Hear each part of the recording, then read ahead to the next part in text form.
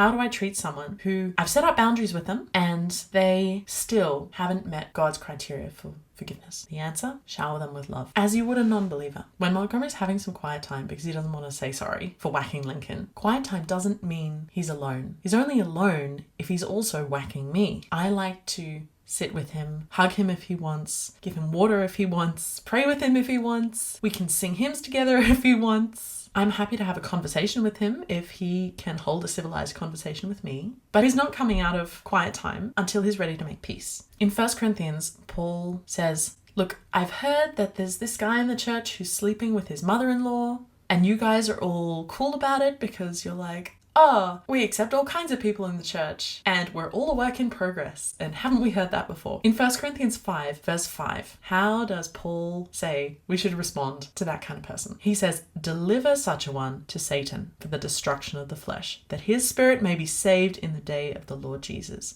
Treat him like a non-believer. He's not a believer. He's kidding himself. Maybe you're all kidding yourselves as well. He is not someone that represents God. He is not someone who represents the church. Treat him like a non-believer. And you might think, treat him like a non-believer. Does that mean like shunning? Well, no. How do we treat non-believers? We give of ourselves to them. We treat them how God treated us, even when we were enemies with him.